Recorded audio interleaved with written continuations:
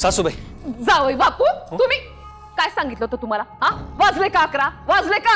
हा वाजले का 11? नाही वाजले माहिती आम्हाला. मग 11 कशासाठी आला? काय सांगितलं होतं तुम्हाला? सांगितलं होतं तुम्ही की 11च्या आधी खोलीमध्ये यायचं नाही, पण उशीर झालाय म्हणून मी तुम्हाला बोलवायला आलो. बाकी काही नाही. 5 जास्त शांतपणा करायचा नाही माझ्या समोर, नाही तर तुमचे 12 वाजवून टाकीन मी. सारखा सारखा फोन येतोय. घ्या या फुसक्याचा फोन आला. फुसके प्लॅन सांगायला नाही उचलत. जाय. अहो असं करू नका सासूबाई. ऐका ना, फोन घ्या तुम्ही. कदाचित आम्ही जे सांगतोय ना तेच ते सांगत असतील. फोन घ्या. ठीक आहे, मग यांच्याकडनं आहे. हॅलो, काय काय मोठ्या बाई, आज सकाळ सकाळ मूड ऑफ काय तुमचा? तसं नाही मोहितराव. काय बरीच काम आहेत ना. पटकन बोला. काय काय काय आता हा? अहो आज आपला घोडा रेस मध्ये धावणार आहे.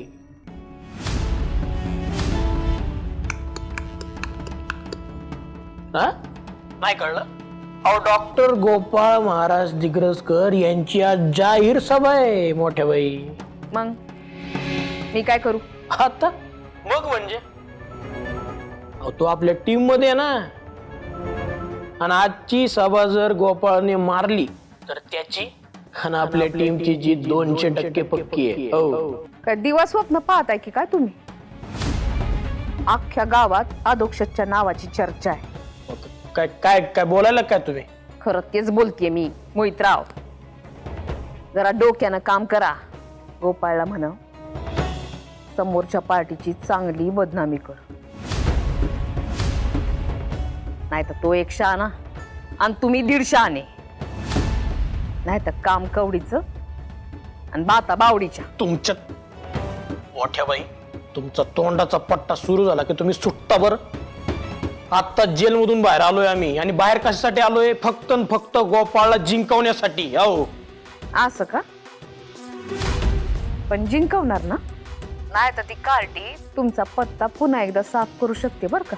हा, आता हालत नसतो आम्ही जागचा. मोहितराव बोडके पाटलांचा शब्द आहे.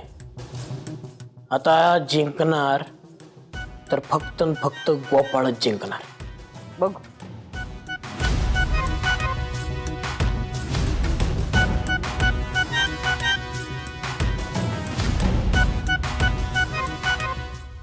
नारायणीताई, मी आणि आधुनी पूरग्रस्तांना मदत करायचं ठरवलंय. म्हणजे तुझ्या काही जुन्या साड्या पण वापरातल्या, आपल्या रायाचे जुने काही कपडे असतील ना तर देशील ना? मला ना तुम्हा दोघांचा फार अभिमान वाटतो. आहेत माझ्याकडे कपडे, पण एवढं काम झालं ना की मग देते. चालेल? चालेल. चालणार नाही.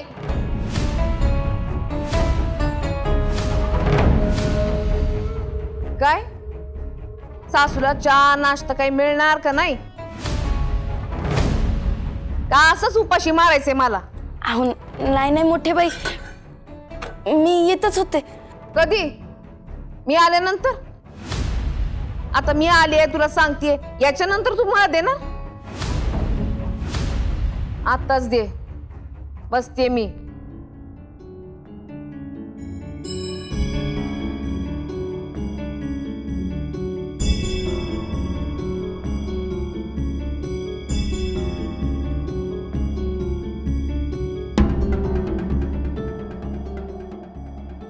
काय ग इंद्रायणी, मी ऐकलं ते खरंय का?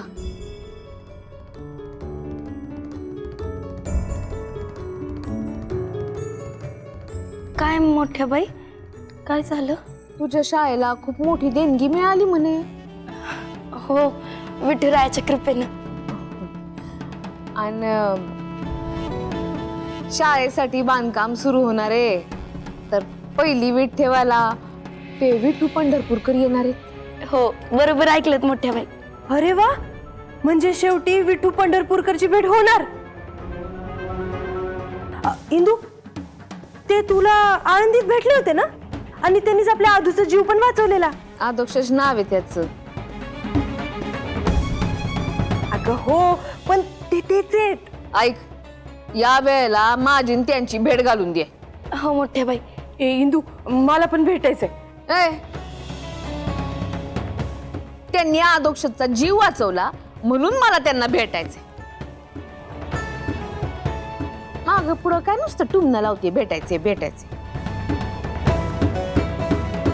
यावेळी तो सगळ्यांना भेटेल. मी त्याला घरी बोलवलंय ना. काय मोठ्या वेळी जरा फिरस्ती माणूस आहे. मनाला वेळ मिळाला की नक्की भेटेन सगळ्यांना. वेळ मिळाला की असं काय मोठं काम करतात ते काय नाही बेड घालून दे. ते माहित नाही पण एका गावी राहत नाही. या वेळेला थांबवायचं. माझी बेड घालून द्यायची म्हणजे द्यायची. जी मोठ्या बाई.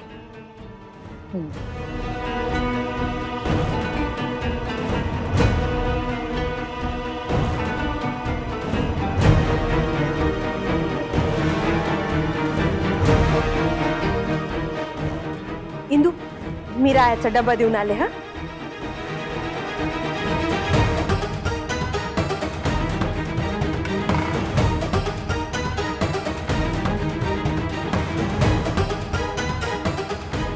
विठू पंढरपूरकर एकदा माझ्या हाताशी लागूच दे. सगळं घर जमीन माझ्या नावावर करून घेते की नाही बघच तू.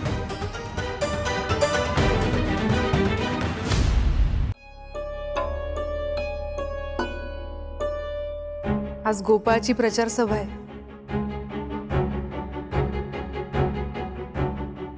मी जाणार आहे.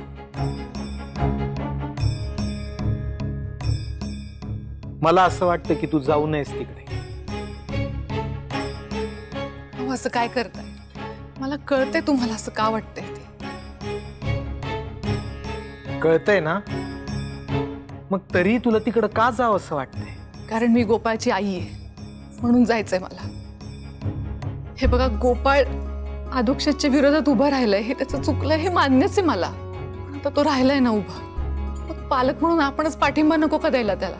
शकू, अगं जर तो गावच्या भल्यासाठी या निवडणुकीत उभा राहिला असताना तर ठीक होतं. पण तो या सगळ्यामध्ये या निवडणुकीत का उभा राहिलाय माहितीये ना?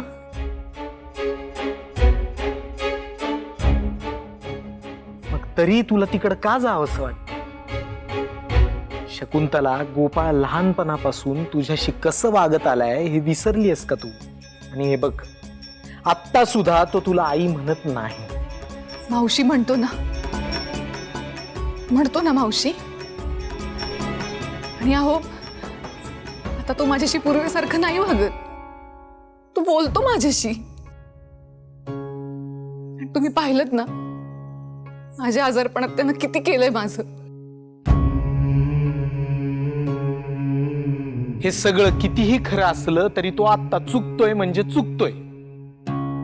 अहो, पण मूल चुकलं तर त्याला वाट दाखवणं हे आईवडिलांचं काम नाहीये का? हे बघा, अहो तुम्हाला कळत का नाहीये? आपण दोघांनी जर त्याला एकटं पाडलं ना तर तो आणखी बिथरेल. मी त्याच्या सभेला आज जाणार आहे आणि त्याच्याशी बोलणार आहे. मी बोलल्याशिवाय प्रश्न कसा सुटेल? अहो, मला असं वाटतं तुम्ही पण चला ना. शकुंतला, तू जाऊ शकतेस सभेला, मी तुला अडवलेलं नाही. मी तिकडे येणार नाही म्हणजे नाही. विठुरायानं या पोराला कुठली दुर्बुद्धी दिलीये ते फक्त विठुरायालाच माहिती. अहो ऐका ना,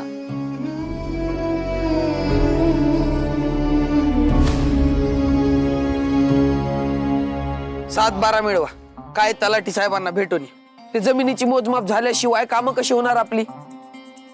ही महत्वाची काम आहे, त्याशिवाय पुढची कामं नाही हातात. पप्या, अरे काम होतं तुझ्याकडे एक. बोला ना अध्यक्ष महाराज. अरे इकडे कुठे दुकानावर आहे डायरेक्ट. अहो इथंच बोला ना, ही आपलीच माणसं आहेत सगळी.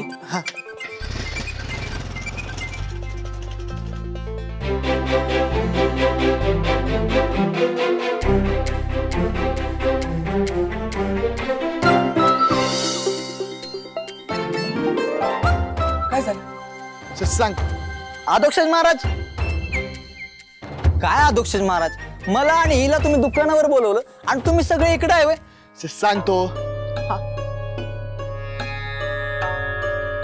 इंदू, तू सांग. सांग ना. सांग ना तू.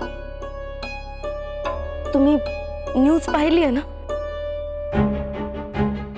मराठवाड्यातली परिस्थिती माहिती आहे तुम्हाला? आता मराठवाड्याची परिस्थिती पाहवत नाहीये बघ. होणार आहे ती दावणीला मेलेली जनावर, शेतात पाणी शिरलं म्हणून टाहू फोडणारे शेतकरी, लहान लहान मुलं, हताश लोक, हे नुकसान तर इतकं झालंय. हो ना, म्हणून फुल ना फुलाची पाकळी म्हणून आपण त्यांना काहीतरी मदत पाठवली पाहिजे, की काहीतरी निधी पाठवला पाहिजे. बिट्टूच्या वाडीने मराठवाड्यासाठी काहीतरी केलंच पाहिजे. अध्यक्षच महाराज, तुम्ही सांगा काय केलं पाहिजे. हे बघा, ज्याला जसं शक्य आहे ना तसं त्याने खारीचा वाटा उचलायचा. आपण गावामधून ना मदत निधी, अन्नधान्य आणि कपडे जमा करायचे.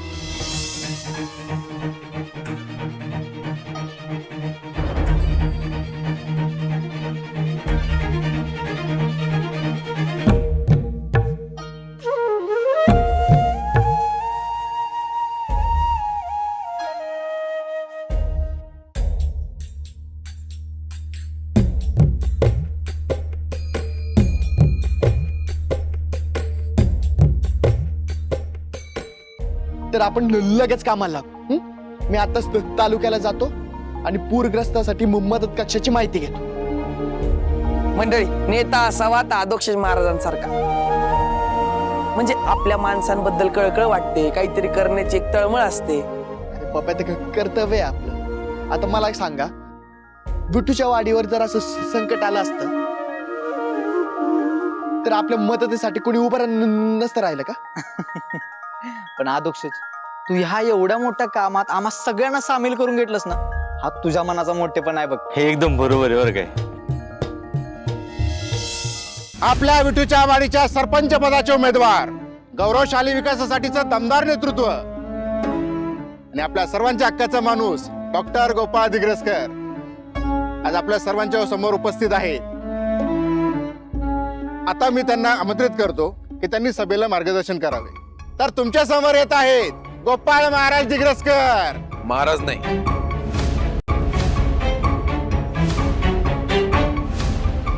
फक्त डॉक्टर गोपाळ दिग्रसकर.